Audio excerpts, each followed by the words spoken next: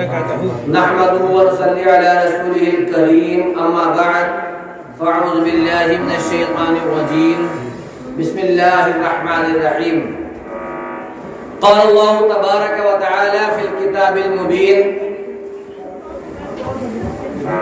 كل من عليها فان ويبقى وجه ربك ذو الجلال والإكرام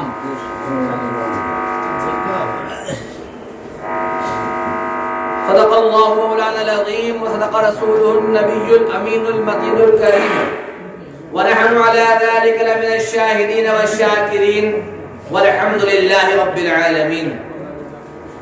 آئے اور آپ سب سے پہلے ہمارے آپ کے آقا و مولا سید عالم نور مجسم امام کائنات طٰہٰ و یاسین انیس الغریبی رحمت عالم نور مجسم دونوں عالم کے مالک و مختار لامے لامے ہاتھوں سے بھیک دینے والے آقا و داتا سید عالم نور مجسم جناب محمد رسول اللہ علیہ السلام کے دربار گوہربار میں ہدیہ درود و سلام کا نذرانہ عقیدت و محبت پیش کریں اور پڑھیں اللہم صلی علی سیدنا محمد وعلی آل سیدنا محمد بعدد کل شیء معلوم لک ربی ارنی بجمالک یا رسول اللہ یا حبیب اللہ صلی اللہ علیہ وسلم.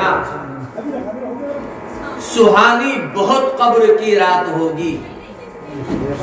شعر سمجھ میں آئے تو داد ضرور دے سبحان اللہ سے. سہانی بہت قبر کی رات ہوگی, سہانی بہت قبر کی رات ہوگی, حبیب خدا سے ملاقات ہوگی.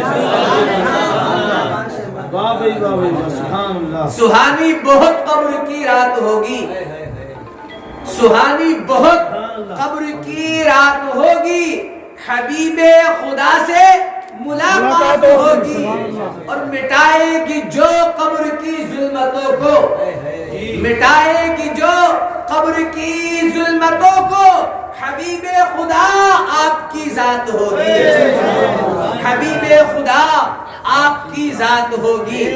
اور مر کے بھی نہیں مرتے ہم جگہ بدلتے ہیں, مر کے بھی نہیں مرتے ہم جگہ بدلتے ہیں. خواب دیکھتے رہنا تم ہمیں مٹانے کا, خواب دیکھتے رہنا تم ہمیں مٹانے کا. اور سینے میں اتر جائے تو بنے کچھ بات, سینے میں اتر جائے تو بنے کچھ بات. طاقوں میں سجانے کے لیے قرآن ہی ہے, طاقوں میں سجانے کے لیے قرآن ہی ہے. اور علامہ اقبال نے عشق کی انتہا کر دی اور یوں کہا کہ کی محمد سے وفا تو نے تو ہم تیرے ہیں, کی محمد سے وفا تو نے تو ہم تیرے ہیں. یہ جہاں چیز ہے کیا لوح و قلم تیرے ہیں, یہ جہاں چیز ہے کیا لوح و قلم تیرے ہیں. اور اگر تقریر کے شروع میں امام کا شعر نہ پڑھا جائے تو بات ادھوری رہ جائے گی. امام نے کیا ہی خوب کہا تھا کہ چمک تجھ سے پاتے ہیں سب پانے والے, چمک تجھ سے پاتے ہیں سب پانے والے. چمک تجھ سے پاتے ہیں سب پانے والے, چمک تجھ سے پاتے ہیں سب پانے والے. میرا دل بھی چمکا دے چمکانے والے, میرا دل بھی چمکا دے چمکانے والے. عزیزان ملت اسلامیہ, چونکہ آج کی یہ محفل 40 روز بعد اصال ثواب کے واسطے منعقد کی گئی ہے, لمبی چوڑی تقریر نہیں کروں گا چونکہ میرا مزاج ہے کہ جب میں میزبان ہوں تو مہمانوں کی تعظیم بھی کروں. ہمارے اور آپ کے بیچ البتہ رشتہ داری کے اعتبار سے ہی آئے ہوئے ہیں, لیکن کسی عالم کی تعظیم کرنا یہ بھی عبادت ہے, کسی عالم سے محبت کرنا یہ بھی عبادت ہے, اور کسی عالم کی تعظیم کرنا یہ بھی عبادت ہے. اور تعظیم کے حصوں میں سے ایک حصہ یہ بھی ہے کہ اگر آپ کے محفل میں کوئی مہمان عالم موجود ہے تو اسی کو سنا جائے, چونکہ میزبانی کا فرض بھی انجام دینا ہے. اور جیسے کہ عامر صاحب کا حکم تھا کہ تقریر تمہیں ہی کرنا ہے, اس لیے میں حاضر بھی ہوں, لیکن میں سمجھتا ہوں کہ اگر ہمارے پاس درمیان کوئی مہمان موجود ہے تو اس کی بھی تعظیم کی جائے, اور تعظیم کا حصہ یہ ہے کہ اس کا ہی خطاب ہوا جائے. عزیزان ملت اسلامیہ, آج کی محفل سال ثواب کی ہے, ہم اپنے مرحوم کو یاد کر رہے ہیں. ہم اسے یاد کر رہے ہیں جس نے ہمارے سامنے اپنی زندگی کے 10 سال 20 سال 40 سال 50 اور 60 سالہ زندگی کو گزارا. اس کے اندر کیا کیا اوصاف تھے, کیا کیا اچھائیاں تھی, کیا کیا اوصاف کا وہ ملکہ اس کے اندر موجود تھا, کس عنوان سے وہ اپنی زندگی کو گزارا کرتا تھا. اگر یہی دم چرچا کرے اس کے اوصاف کا تو ارشاد فرماتا ہے, اے فرشتوں جس بندے کو, اے فرشتوں جس میرے بندے کو لوگ اچھائی کے ساتھ یاد کر رہے ہیں اس کو اچھی فیض میں داخل کر دیا جائے. نعرہ تکبیر, اللہ اکبر, نعرہ تکبیر, اللہ اکبر, نعرہ رسالت, یا رسول اللہ. رب ارشاد فرماتا ہے کہ اس کو اچھی فہرست میں شامل کر لیا جائے. فرشتہ کہتے ہیں باری تعالی ایک طرف تو اس کے اوصاف حمیدہ موجود ہے, ایک طرف تو اس کے اعمال حسنہ موجود ہے, ایک طرف تو اس کی نیکیاں موجود ہے, رب ذوالجلال ایک طرف اس کے اعمال رسیلہ کی بھی ایک فہرست موجود ہے, اس کے ساتھ برائیاں بھی موجود ہیں. میرا نبی ارشاد فرماتا ہے, مشکوٰۃ شریف کی حدیث پاک ہے, اے فرشتوں جس کو میرے بندے اچھا کہہ رہے ہیں اس کو جنت والا میں نے بنا دیا. برادران گرامی, تو ہمیں چاہیے کہ اپنی زندگی کے کچھ لمحات, زندگی کا کچھ حصہ اچھائی کے ساتھ میں گزاریں تاکہ تیرے مرنے کے بعد لوگ تجھے اچھائی کے ساتھ میں یاد کرتے ہوئے نظر آئیں. اور ہم جس کو سارے ثواب کر رہے ہیں یقین جانے, ارے وہ خود عالم دین تھے, علم رکھا کرتے تھے, اور عالم دین وارث انبیاء ہوا کرتا ہے. اس کے پاس علماء حق کے پاس ملکہ وراثت انبیاء ہوا کرتا ہے. اے انسان تیرے پاس وراثت دنیا کی ہو سکتی ہے, اے انسان تیرے پاس وراثت جائیداد کی ہو سکتی ہے, اے انسان تیرے پاس وراثت ملکیت ہو سکتی ہے, تیرے پاس مال ہو سکتا ہے, تجارت ہو سکتی ہے, دولت ہو سکتی ہے, طاقت ہو سکتی ہے, لیکن یہ دنیا میں آنے کے بعد بھی ملا کرتی ہے. لیکن رب نے جو مجدہ ان کو عطا فرمایا ہے وہ ارشاد فرمایا العلماء ورثۃ الانبیاء, یہ علماء کی جماعت انبیاء کے وارث ہوا کرتے ہیں. سبحان اللہ, سبحان اللہ. اور جو انبیاء کا وارث ہوگا, جو علماء انبیاء کے وارث ہوں گے, ان کا مرتبہ کتنا اعلیٰ ہوگا, کتنے عظیم الشان مقام ہوگا. یہ دینے والا مقام کو جانے اور لینے والا مقام. حدیث پاک ہے, ایک شخص اپنے اعمال بد کی وجہ سے اس کو جہنم کے فرشتے گھسیٹتے ہوئے لے جا رہے ہوں گے, اس کا کوئی عمل کام نہ آیا ہوگا, اس کے پاس نیکی کا پلہ نہ ہوگا, اور گناہوں کی وجہ سے فرشتے اسے جہنم لیے جا رہے ہوں گے. راستے میں عالم دین مل جائے گا, وہ شخص فرشتوں سے کہے گا ٹھہرو مجھے اس عالم دین سے ملاقات کرنا ہے. فرشتے رک جائیں گے, اس عالم کے پاس وہ جانے کے بعد کہے گا ایک عالم صاحب دنیا میں فلاں مقام پر آپ کو حاجت وضو تھی, آپ کو وضو کرنا تھا, اور آپ کے پاس کارہائے ماں پانی نہیں تھا. پانی کا انتظام ایک لوٹا وضو کے واسطے میں نے دیا تھا, ایک وضو کے واسطے لوٹے کا پانی دے دینا یہ عمل میں نے کیا تھا.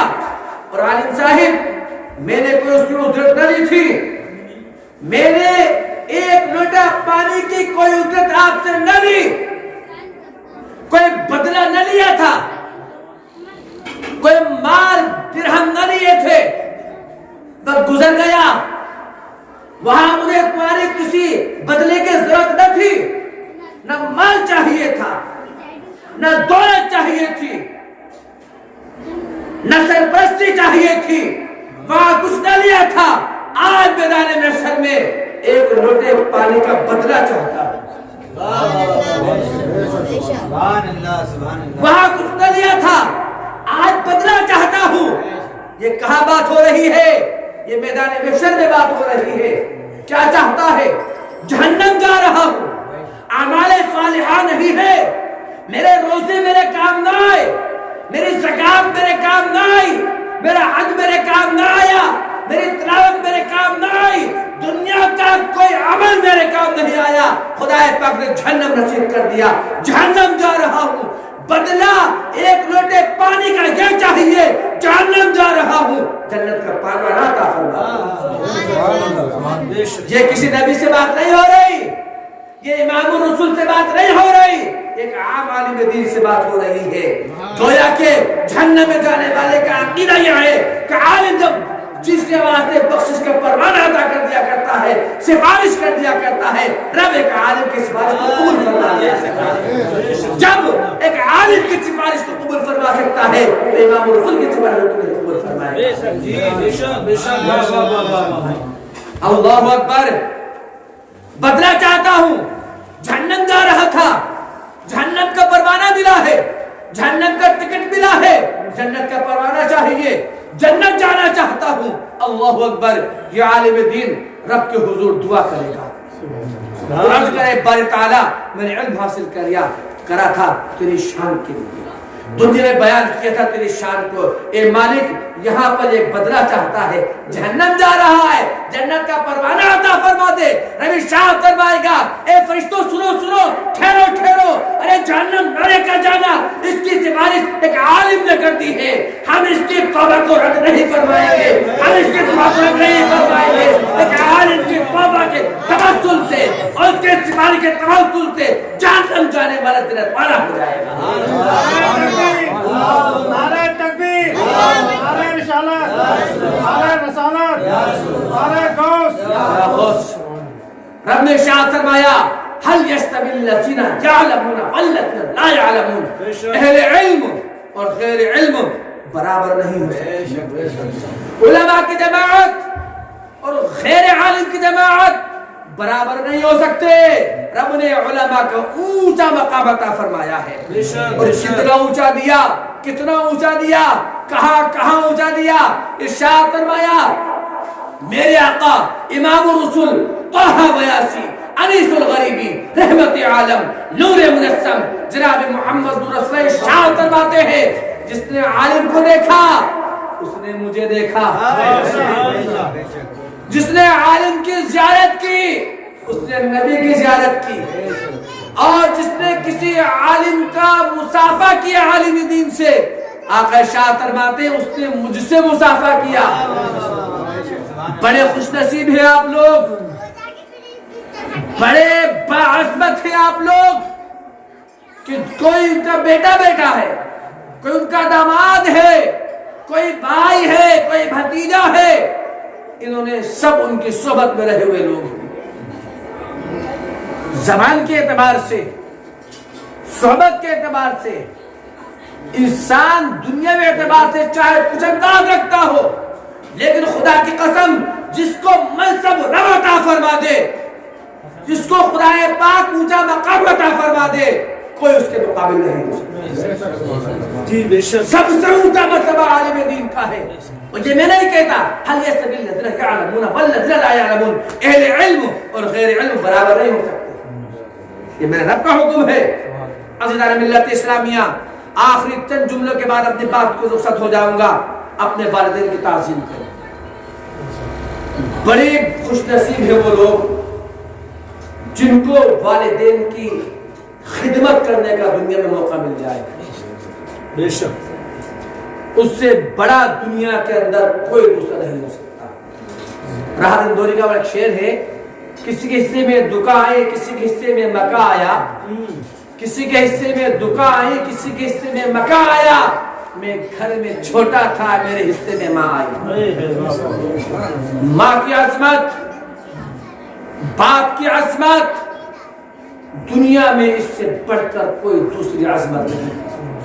یاد رکھو, کوئی غوث ہو جائے, کوئی عالم کتنا بڑا اونچے درجے پہ پہنچ جائے, اگر اس کے والد اس سے ناراض ہے تو کوئی منصب اس کو نہیں مل سکتا.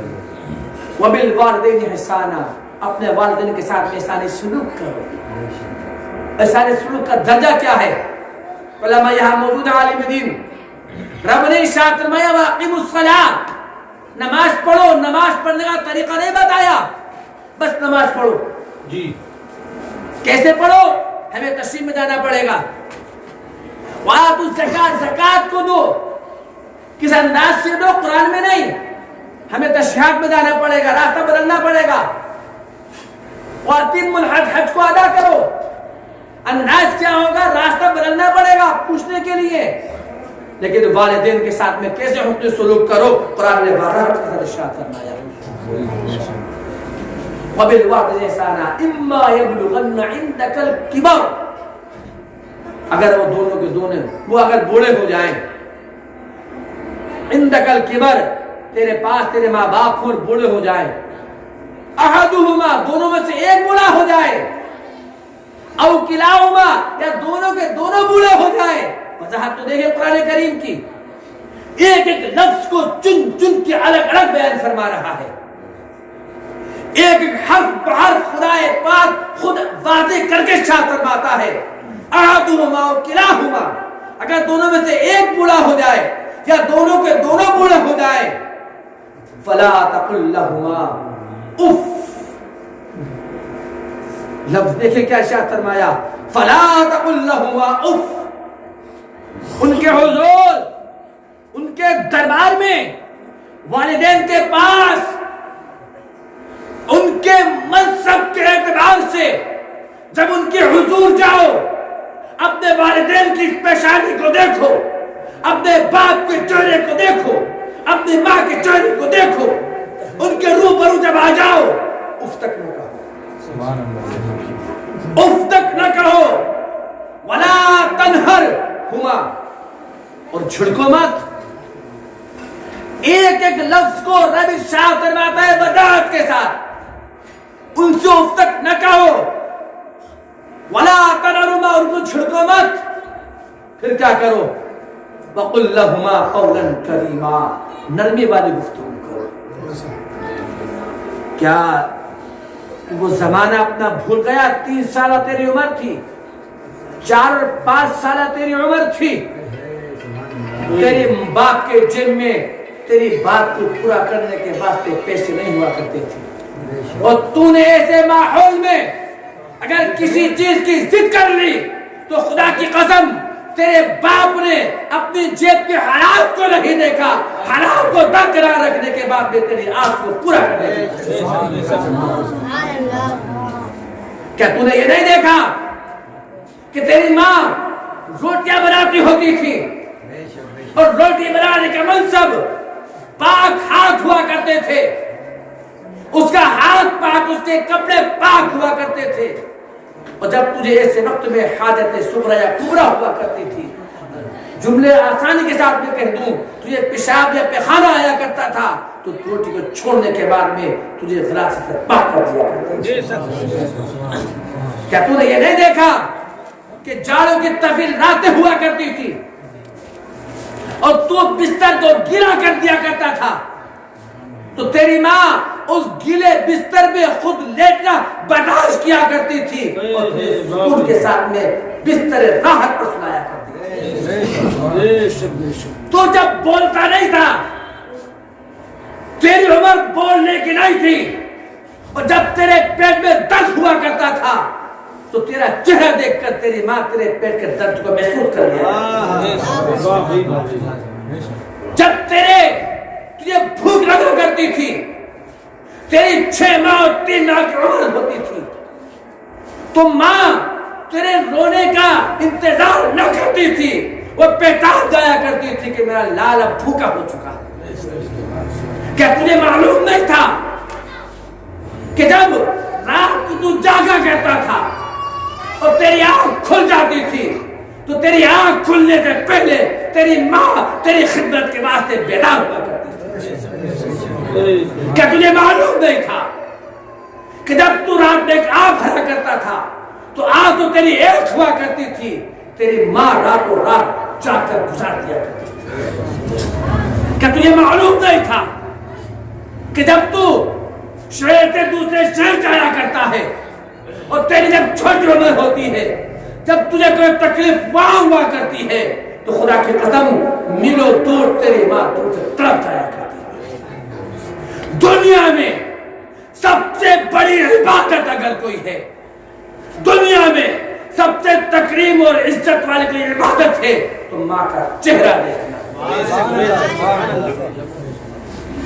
ارشاد فرمایا اگر زندگی میں تیرے پاس دولت نہیں ہے اور تیرے پاس طاقت نہیں اور تو بیت اللہ کے طواف نہ کر سکتا ہے کسی وجہ سے، اگر تو نے بیت اللہ کو اپنی آنکھوں سے نہ دیکھا ہے، مایوس مت ہونا، اپنی ماں کے چہرے کو دیکھ لے، خدا پاک تجھے بیت اللہ دیکھنے کا ثواب عطا فرما دے۔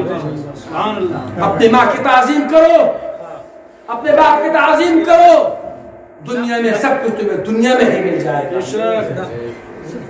ابھی چند روز قبل پچھلے پیر کے میرے والد ماجد کا انتقال ہوا ہے، خدا را ابھی 8-10 روز ہوئے ہیں، میں سمجھتا ہوں میرے پاس سے سب کچھ ختم ہو گیا، کچھ رہا ہی نہیں میرے پاس۔